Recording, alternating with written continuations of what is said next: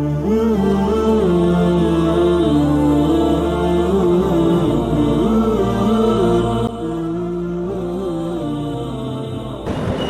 لله نحمده ونستعينه ونستغفره ونؤمن به ونتوكل عليه ونعوذ بالله من شرور أنفسنا ومن سيئات أعمالنا من يهده الله فلا مضل له ومن يضلله فلا هادي له ونشهد أن لا إله إلا الله وحده لا شريك له ونشهد أن سيدنا مولانا محمدا عبده ورسوله أما بعد فأعوذ بالله من الشيطان الرجيم بسم الله الرحمن الرحيم وعد الله الذين آمنوا منكم وعملوا الصالحات ليستخلفنهم في الأرض كما استخلف الذين من قبلهم فعليكم بسنتي وسنة الخلفاء الراشدين المهديين عضوا عليها بالنواجذ. معزز سامعین، مکرم ناظرین و برادران عزیز،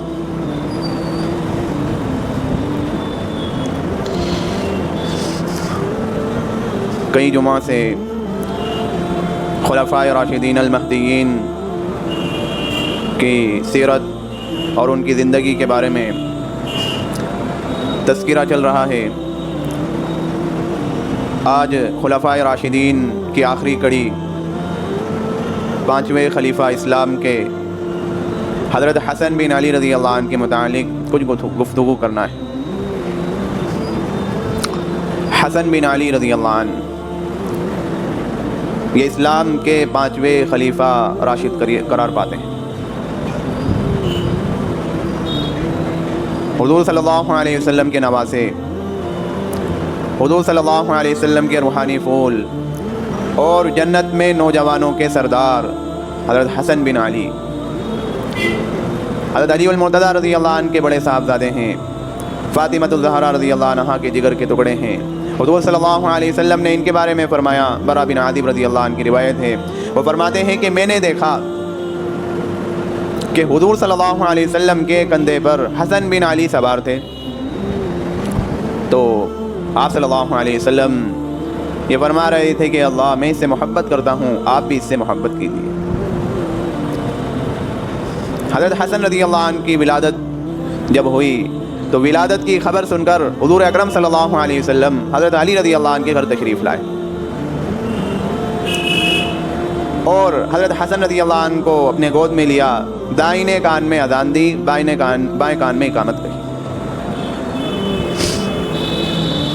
7ویں دن عقیقہ کیا. بچوں کا 7ویں دن عقیقہ کرنا یہ سنت ہے. اور عقیقہ کی حکمت یہی ہوتی ہے کہ ایک تو سنت ہے اور دوسرا یہ کہ ان پر آنے والی مصیبتیں اور بلائیں یہ ٹل جاتی ہیں. تو 7ویں دن حضور اکرم صلی اللہ علیہ وسلم نے حضرت حسن رضی اللہ عنہ کا عقیقہ کیا اور بالوں کے جو وزن ہیں ان کے برابر چاندی صدقہ کرنے کا حکم دیا. ایک عقیقے کا جو جز ہے وہ یہ بھی ہے کہ جب بچے کا عقیقہ کیا جائے تو چونکہ لڑکا ہے تو سنن میں سے ہے کہ 2 بکرے، لڑکے کے لیے 2 بکرے ذبح کیے جائیں اور لڑکی کے لیے 1. یا اسی طریقے سے بڑا جانور ہے تو بڑے جانور میں 2 حصے لڑکے کے لیے وہ منتخب کر لیے جائیں اور 1 حصہ لڑکی کے لیے. اور اسی جز میں سے ایک جز یہ ہے کہ ان کے جو بال ہوتے ہیں سر پر، ان بالوں کے برابر چاندی کو یا جتنا وزن چاندی کا بن رہا ہے اتنے روپے صدقے کر دیے جائیں. تو 7ویں دن حضور اکرم صلی اللہ علیہ وسلم نے حضرت حسن بن علی کا عقیقہ کیا اور بالوں کے وزن کے برابر چاندی صدقہ کرنے کا حکم دیا. حضرت علی المرتضیٰ رضی اللہ عنہ نے ان کا نام حرب تجویز کیا، حضرت حسن کا نام حرب تجویز کیا. تو حضور اکرم صلی اللہ علیہ وسلم نے اللہ تبارک و تعالیٰ کے حکم کے مطابق ان کا نام حرب سے بدل کر حسن رکھا. حسن اور حسین یہ دونوں نام حضور اکرم صلی اللہ علیہ وسلم نے ہی رکھے اور اس سے پہلے یہ نام نہیں رکھے گئے کیونکہ اللہ تبارک و تعالیٰ نے ان ناموں کو تجویز کیا گویا کہ حضور صلی اللہ علیہ وسلم کی نماز سے. اسی طریقے سے محمد جو نام تھا وہ بھی عرب میں اس سے پہلے نہیں رکھا گیا تھا. تو آپ کے دادا جو عبد المطلب تھے، اللہ تبارک و تعالیٰ کی طرف سے ذہن میں آیا تو ان کا نام محمد رکھا اور آپ صلی اللہ علیہ وسلم نے اللہ کے حکم کے مطابق حسن اور حسین نام رکھا. حضرت حسن بن علی سے انتہائی محبت فرمانے والے حضور اکرم صلی اللہ علیہ وسلم انتہائی محبت فرمایا کرتے تھے، اور شکل و صورت میں انتہائی مشابہ تھے حضرت حسن، حسین و جمیل کہ سر سے لے کر سینے تک یہ حضور صلی اللہ علیہ وسلم کے مشابہ تھے، اور سینے سے لے کے پاؤں تک حضرت علی المرتضیٰ رضی اللہ عنہ کے مشابہ تھے، یعنی شکل اور صورت حضور صلی اللہ علیہ وسلم جیسی تھی، شکل و صورت میں حضور صلی اللہ علیہ وسلم کے انتہائی مشابہ تھے، بات کرنے کا طریقہ، علم و حکمت، دانائی، دور اندیشی، بالغ النظر، یہ حضرت حسن رضی اللہ عنہ کو یہ ساری سعادتیں نصیب ہوئیں، کیونکہ حضور صلی اللہ علیہ وسلم کے سائے عاطفت میں بچپن کا ایک بڑا زمانہ گزرا ہے ان کا، اور حضور صلی اللہ علیہ وسلم کے وفات کے وقت ان کی جو عمر تھی تقریباً وہ 8 سال تھی۔ حضور صلی اللہ علیہ وسلم انتہائی محبت فرمایا کرتے تھے حضرت حسن سے۔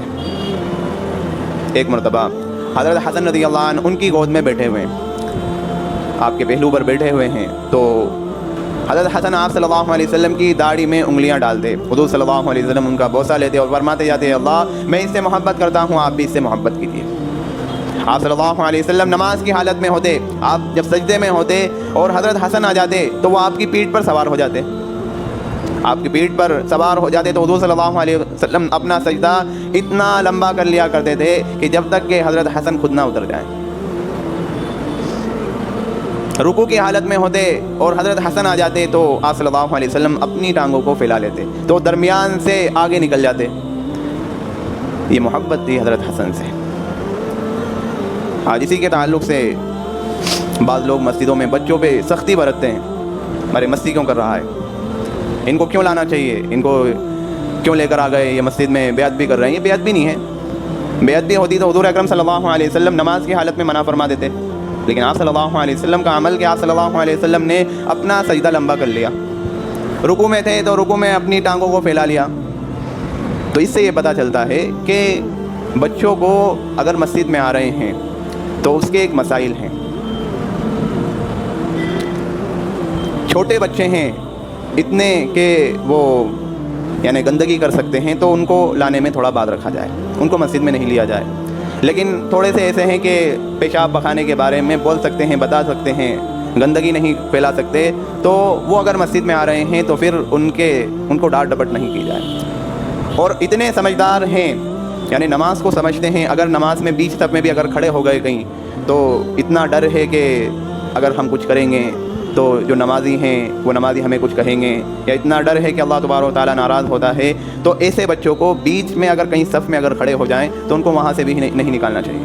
ہاں، اگلی صف جو ہیں، اگلی صف کے 10 لوگ جو کھڑے ہوتے ہیں وہاں پر احتیاط کیا جائے کہ وہاں پر ان کو یعنی امام کے پیچھے جو 10 لوگ کھڑے ہوتے ہیں، 5 لوگ تو ایسے کھڑے ہوں جو مدبر ہوں، دانا ہوں، کہ اگر امام کو کوئی ایسی صورتحال پیش آ جائے کہ جس سے نماز فاسد ہونے کا خطرہ ہو تو وہ نماز میں امامت کر لیں، 5 لوگ ایسے ہوں۔ حضور صلی اللہ علیہ وسلم کے پیچھے حضرت ابو بکر، عمر یہ پیچھے رہا کرتے تھے، حضرت علی یہ پیچھے رہا کرتے تھے، تو 10 لوگ ایسے وہاں پر کھڑے ہوں، 10 لوگوں کے بعد میں کوئی انتہائی سمجھدار بچہ ہے تو اس کو ہٹانا نہیں چاہیے۔ بعض لوگ اس طریقے سے بچہ سمجھدار ہوتا ہے، دکھ رہا ہے کہ ہاں نماز میں خلل پیدا نہیں کر رہا، جب بھی اس کا ہاتھ پکڑ کر یوں ادھر پیچھے کر دیا۔ حکمت سے کام لینا چاہیے۔ تو میں یہ عرض کر رہا تھا کہ حضرت حسن رضی اللہ عنہ سے انتہائی محبت فرمانے والے تھے حضور اکرم صلی اللہ علیہ وسلم۔ ایک مرتبہ آپ صلی اللہ علیہ وسلم کے کندھے پر حضرت حسن سوار ہیں تو کسی نے کہا کہ کیا ہی بہترین سواری ہے لڑکے، تو آپ صلی اللہ علیہ وسلم نے فرمایا سوار بھی تو کتنا اونچا ہے، سوار نہیں دکھ رہا آپ کو؟ یعنی حضور صلی اللہ علیہ وسلم کی انہوں نے تعریف کر دی کہ تو جس کندھے پر سوار ہے وہ کتنی بہترین سواری ہے، تو حضور صلی اللہ علیہ وسلم نے بھی فرما دیا کہ سواری کے لیے سوار بھی اتنا ہی اونچا ہے۔ یعنی حضرت حسن رضی اللہ عنہ کی فضیلت بیان کی جو آگے جا کر حضور صلی اللہ علیہ وسلم نے جتنی فضیلتیں اور جتنی پیشن گوئیاں حضرت حسن کے بارے میں فرمائی تھیں وہ ایک ایک پوری ہوئی تھی۔ حضرت حسن رضی اللہ عنہ نے چاروں خلفائے راشدین کا زمانہ دیکھا ہے، ابو بکر کا زمانہ بھی دیکھا، عمر کا بھی زمانہ دیکھا، عثمان کا بھی زمانہ دیکھا، حضرت علی المرتضیٰ رضی اللہ عنہ کا بھی زمانہ دیکھا۔ حضرت علی رضی اللہ عنہ کی شہادت کے بعد 40 ہجری میں کوفہ میں ان کی خلافت شروع ہوئی، جو 5ویں خلیفہ راشد قرار پاتے ہیں۔ وہ 5ویں خلیفہ راشد کیوں؟ عام طور پر تو ہمارے ذہن میں یہ ہوتا ہے کہ اسلام کے 4 خلافہ ہیں، سب کے زبانوں پر یہ نام ہوتا ہے ابو بکر، عمر، عثمان، علی، لیکن 5 خلیفہ میں 5واں نام نہیں آ پاتا حضرت حسن. اس کے متعلق حضور صلی اللہ علیہ وسلم کی حدیث بھی ہے کہ حضرت حسن خلفائے راشدین میں کیوں ہیں. تو 40 ہجری میں یہ خلیفہ منتخب ہوئے. 40,000 سے زیادہ لوگوں نے ان کے ہاتھ پر بیعت کی. لیکن جب دیکھا کہ اسلامی جو سلطنت ہے وہ انتشار کا شکار ہو چکی ہے تو 6 مہینے حضرت حسن نے دیکھا. 6 مہینے میں یہ محسوس کر لیا کہ جو بھی اس پوری اسلامی سلطنت انتشار کا شکار ہو چکی ہے, اس لیے امیر معاویہ رضی اللہ عنہ کے ہاتھ پر بیعت کر لی, یعنی خلافت ان کے سپرد کر دی. خلافت سے دستبردار ہو گئے اور حکومت سے علیحدگی اختیار کر لی.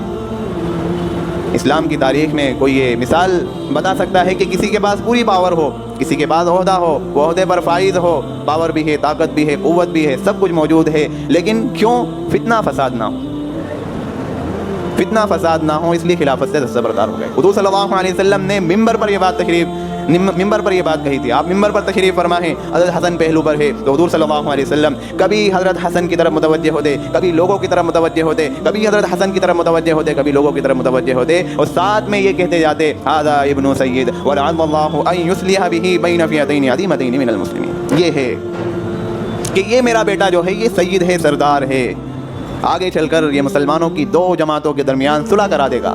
اور یہ صلح بن حسن وہی ہے کہ جب مسلمانوں کے 2 فریق ہو گئے, ایک فریق حضرت حسن کے ساتھ ہے اور ایک فریق امیر معاویہ رضی اللہ عنہ کے ساتھ ہے. تو صحابہ کے اپنے اختلاف اور انتشار تھے, اجتہاد تھا ان کا, تو جس میں حضرت حسن رضی اللہ عنہ حق پر تھے, خلافت ان کی تھی. لیکن پھر حضور صلی اللہ علیہ وسلم کی وہ احادیث بھی ہے ترمذی کی, الخلافۃ بعدی 30 سنۃ ثم ملک بعد ذلک, کہ میرے بعد خلافت یہ 30 سال رہے گی اور 30 سال کے بعد بادشاہت آئے گی. اب یہ 30 سال میں جو حضرت ابو بکر, حضرت عمر, حضرت عثمان, حضرت علی رضی اللہ عنہ نے جو خلافت کی ہے, اس میں 6 مہینے کم رہ گئے تھے. 6 مہینے یا 7 مہینے کم رہ گئے تھے. تو وہ 6 مہینے یا 7 مہینے جو خلافت تھی وہ حضرت حسن کی تھی. اور پھر امت کو اختلاف اور انتشار سے بچانے کے لیے, کیونکہ حضرت حسن رضی اللہ عنہ فرمایا کرتے, اللہ کی قسم میں نہیں چاہتا کہ امت محمدیہ صلی اللہ علیہ وسلم کا خون یہ زمین پر کرے, اس لیے خلافت سے دستبردار ہو گئے. ورنہ پوری پاور تھی ان کے پاس, پوری قوت تھی.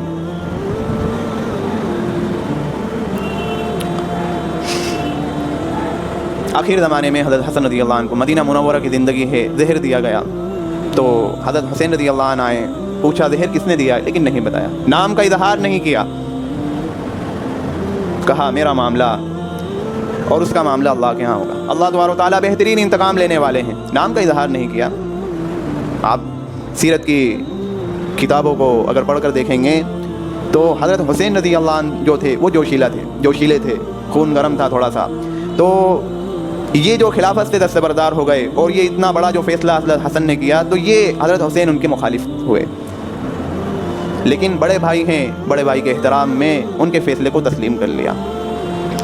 لیکن چونکہ نام کا جو مسئلہ تھا کہ زہر کس نے دیا, اب حضرت حسین رضی اللہ عنہ نے اپنے زمانے میں اپنا نظریہ اور اپنا یہ پیش نہیں کیا کہ میرا ماننا ہے کہ ان لوگوں نے زہر دیا. جو آج صحابہ کی ایک جماعت کو ہدف بنایا جاتا ہے, تنقید کا نشانہ بنایا جاتا ہے کہ ان لوگوں نے زہر دیا تھا, تو آج گویا کہ 1400 سال کے بعد ایسے مدبر اور ایسے دانا اور علم والے یہ پیدا ہو رہے ہیں جو صحابہ کی زندگی پر سوال اٹھا رہے ہیں, لوگوں کے سامنے صحابہ کے اختلافات اور انتشارات کو بیان کر کے گویا کہ بتانے کی کوشش کر رہے ہیں کہ یہ نالج کی بات ہے. اختلاف اور انتشار کی بات یہ نالج کی بات ہے, یعنی ان کے نالج میں اضافہ ہو رہا ہے گویا کہ. حالانکہ صحابہ کے بارے میں قرآن اور حدیث کا جو عدل ہے وہ کیا ہے, قرآن کے رائے رضی اللہ عنہم ورضوا عنہ, اللہ ان سے راضی ہے. اور اسی طریقے سے قرآن نے ان کو ٹائٹل دیا رحماء بینہم, آپس میں محبت کرنے والے ہیں. اب آج 14 سال کے بعد یہ بیٹھ کر صحابہ کے اختلاف اور انتشار کو لوگوں کے سامنے بیان کریں تو گویا کہ وہ کیا کہنے کی کوشش کر رہے ہیں. ایک پوری جماعت کو فاسق اور فاجر بنا دیا گیا. کیوں؟ کیونکہ وہ اہل بیت یعنی حضرت علی رضی اللہ عنہ کے سامنے آ گئی. اس بنا پر اس کو فاسق قرار دے دیا گیا. اچھا, جو لوگ فاسق کہتے ہیں آج بیٹھ کر کہ وہ صحابہ کی وہ جماعت فاسق تھی جس نے عمار بن یاسر کو قتل کیا, تو پھر قرآن تو فاسق کے بارے میں یہ کہہ رہا ہے کہ 2 جماعتیں جب آپس میں لڑ پڑیں اور ان میں سے ایک جماعت فاسق ہو تو پھر ان سے قتل و قتال کیا جائے. اب میں یہاں پر اگر نام لوں، امیر معاویہ رضی اللہ عنہ کی جماعت کو فاسق ٹھہرایا جاتا ہے، فاسق بھی ٹھہرا رہے ہیں، اور حضرت حسن رضی اللہ عنہ اس فاسق جماعت کو ایک پوری خلافت یعنی نظام سلطنت ان کے سپرد کر رہے ہیں، تو یہ کون سا عدل ہوا؟ اگر فاسق ٹھہرایا جا رہا ہے تو حضرت علی رضی اللہ عنہ کے سامنے وہ آئے تھے، تو اگر وہ فاسق جماعت ہے تو حضرت علی رضی اللہ عنہ کو تو مقابلہ کرنا تھا، صفایا کرنا تھا، لیکن نہیں۔ اور چلو بعد میں حضرت حسن رضی اللہ عنہ کے بعد وہ خلافت آئی تو انہوں نے تو اور سپرد کر دی، یعنی گویا کہ ایسا لگتا ہے کہ آج جو لوگ ہیں یہ زیادہ دانا اور حکمت اور علم والے ہیں جو صحابہ کی جماعت پر اس طریقے سے یہ زبانوں کو کھولتے ہیں۔ اہل سنت کا یہ نظریہ ہے اور یہ طریقہ ہے کہ صحابہ کے جتنے انتشارات اور اختلافات اور جتنے جو جنگیں ہوئیں وہ ان کے آپسی اختلافات تھے۔ یاد رکھیے کہ نبی جو ہوتے ہیں وہ معصوم ہوتے ہیں اور صحابہ وہ مغفور ہیں، یعنی اللہ تبارک و تعالیٰ نے ان کی مغفرت کر دی، ان کی جو خطائیں ہوئی ہیں اللہ نے ان کو معاف کر دیا ہے۔ ہاں، حضرت علی رضی اللہ عنہ کے سامنے امیر معاویہ آئے، وہ خطا پر تھے، حضرت علی حق پر تھے، حضرت حسن بھی حق پر تھے، لیکن وہ صحابہ کے آپس کے اختلافات اور انتشارات ہیں، ہمیں اس میں کلام کرنے کی کوئی ضرورت نہیں۔ اس پر اگر کلام کیا جائے گا تو جو لوگ اس معاملات میں پڑھیں گے تو وہ اپنے ایمان سے بھی ہاتھ تو بیٹھیں گے۔ اس لیے صحابہ کے بارے میں یہ نظریہ رکھنا چاہیے کہ صحابہ سارے کے سارے عادل ہیں، ان کے بارے میں نیت درست ہونا چاہیے۔ اگر ہماری نیت صحابہ کے بارے میں درست نہیں ہوگی تو پھر حضور صلی اللہ علیہ وسلم کے تزکیے پر، حضور صلی اللہ علیہ وسلم نے جو ان کا تزکیہ کیا ہے، جو حضور صلی اللہ علیہ وسلم نے ان کی تربیت کی، اس پر بھی بات آئے گی۔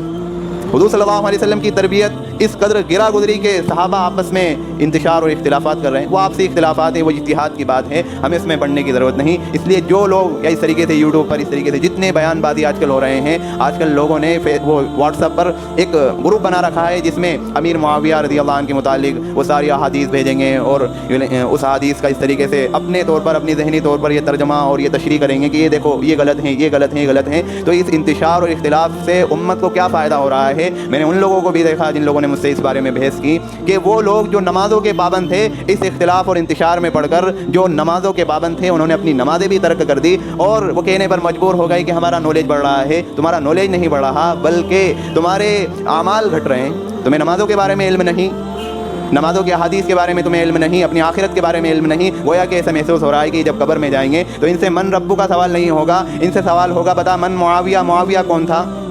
تو ایسا محسوس ہو رہا ہے۔ اس لیے اپنی آخرت کے بارے میں فکر کریں۔ اور یہ خلفائے راشدین کی تاریخ میں نے آپ کے سامنے بیان کی، کیونکہ فعلیکم بسنتی وسنت الخلفاء الراشدین المہدیین عضوا علیہا بالنواجذ، کہ خلفائے راشدین جو میرے خلفائے راشدین ہیں ان کی سنت کو لازم پکڑو یا اپنے دانتوں سے اس کو جکڑ لو۔ اس لیے خلفائے راشدین کی تاریخ کے بارے میں، ان کی سیرت کے بارے میں اتنا علم تو ہونا چاہیے کہ اگر ہمارے سامنے کوئی کچھ بات کہے تو ہم خلفائے راشدین کے درد زندگی کو اور ان کی سیرت کو ہم لوگوں کے سامنے بیان کریں۔